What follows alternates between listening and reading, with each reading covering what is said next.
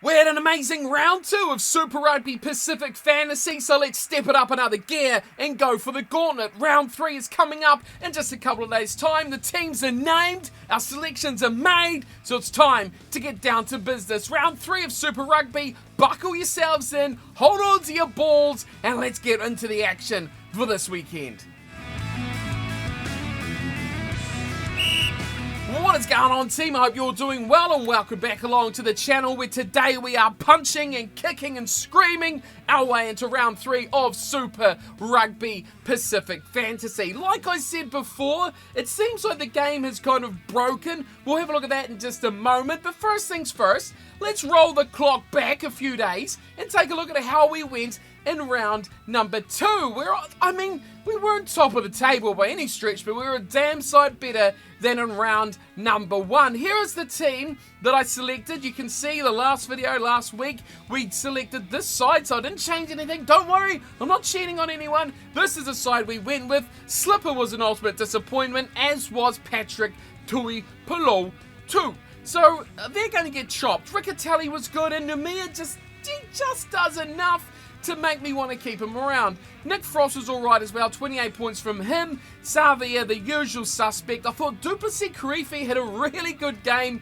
That was a pick that, well, I thought might backfire, but when your two back rowers, as in Fraser McWright, the other one who had an absolute blinder, both go really well in the opening 20-30 minutes and then get a yellow card, well, it kind of spoils the party a little bit. They still scored really well, but not as good as they could have been with a couple of yellow cards to those two guys. So overall the pack, a couple of letdowns, but pretty middling to average, if not spectacularly poor all around. Moving into the back line though, we got a great points haul from Cam Roygaard. Unfortunately, I'm not one of the smart cookies that captained him heading into that round, but his partnership with my second really left field selection of Liner didn't come out too badly. He picked up 41 points, Liner, and you know what? The way some other players went, especially their midfield, Liner looked pretty bloody good. Fluke was terrible, Icky Tau was woeful, and the back three didn't really kick on like I was hoping they would. I captained Sevu Reece. Let's be honest, he picked up 33 points. That turned into 66. Will Jordan only picked up 32. And even Corey Toole, well, good 57. But it's not what you're looking for those big outside back players when you really want them to go and kick on and punch someone in the face and score a lot of points. Maybe without punching someone in the face would be suffice. Overall, though, we take that situation and we take a look at where we sit after round 2. Now this here is the leaderboard for round 2, so this doesn't include round 1 at all, so you can isolate the rounds, which is kind of nice as well. Here is approximately the top 20 or so from the round. Well done to Jaffa Juggernauts, had a great round. You know what he did? He captained Roygaard. Absolute prick. Spandy was right out there, and of course Tunny Up, the big man as well, getting in that number 3 spot. I'm not complaining. Down in 12th, still, okay, a lot of points away from Jaffa at the top. But compared to everyone else, second place only got 560. I was only 55 points off. I'll take that. I think overall, that was a pretty good weekend for my selections. I'm happy when we got pretty much 30 people in our group now. If you want to join up, you can do so. There'll be a code and a link in the description. Go and sign up. It's not too late. Join the fun and have a bit of banter. And of course, join the Discord as well so you can abuse everyone that you've beaten for the week. So I'm looking at you, everyone below 12. I kicked your ass. But overall, well, it's not fantastic, is it? Because you can see there's a little bit of blue at the bottom. Yeah, we're way down in 20th. So, picking up from round 1, we were pretty poor, but an exceptional round from Jaffa Juggernauts has seen him propel himself from who knows where he was, but he's way up the top now after a stellar second round. Nate 22 is still in there consistently over those first couple of rounds, and Toso Drua Toso is in there in 3rd. Wolfgamer did well to get to 4th. Up the Canes again. Consistency, I've seen that name there a lot as well. The Southern Hawks, though, dropped down a little bit, so we're watching those Southern Hawks in round number 3.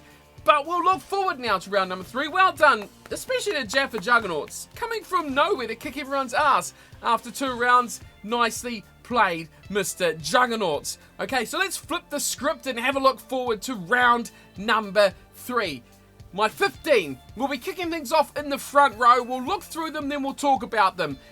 In at number 1 is Pearce, Riccatelli at hooker, and Numia at 3. So Pearce coming in as the replacement prop. Slipper was terrible. We've gone with the Force man who scored a lot of good points in the opening couple of rounds for the Force as well. So I'm looking to him to build on that. I just want a second consistent prop. You know, they're not going to score stacks of points, but I just want someone who's going to get more than 9, please. Riccatelli's been phenomenal, and Namia has been outstanding as well. You'll see how the game is broken in just a moment. Unfortunately, I don't have any Waratahs to see just how broken it is. But the second row, we're keeping Nick Frost. He was really, really good.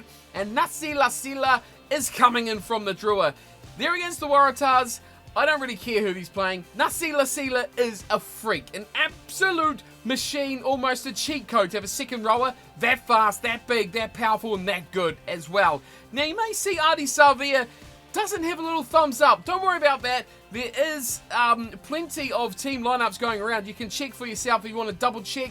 Do not rely on this page to tell you who's playing and who is not, because it's not accurate, okay? The Waratahs are all saying they are not playing this weekend. So do not rely on this page, unless they fix it in between now and when this goes live, that they are going to be playing. So just double check your lineup and your players with the team lineups announced earlier in the week to make sure you get your guys where you want them to be. So Adi Savia, don't worry, his name for Moana up against the Highlanders. Fraser McWright's going to be my captain. Yeah, I'm looking for something big from him from the Force, and Carlo Tizzano will be my other back rower. Again, Force have been damn good this year, and it's hard to leave them out now. It really is difficult to leave those boys out of the team. Moving to the back line, and we've kept things consistent. That might kick me in the ass. Not in the Roygaard factor, but you know, Liner did so well in round 2. Stuff it. I'm keeping him there because really, who else is there? Really, there's not many options. Don't even say his name, okay? Just shh. Just be quiet. The midfield. I've made the same mistake, really. I've kept Josh Fluke. Why? Because he played well last round? No. Is it because I like him as a player? Well, not really. No, it's not that either. It's because he can't play that badly twice. Can he?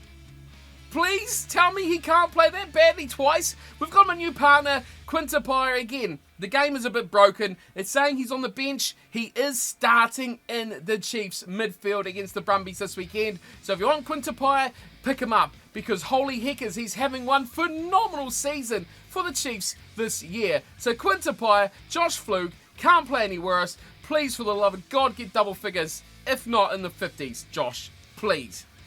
3 reds? Too much against the Force? I don't think so. The back 3.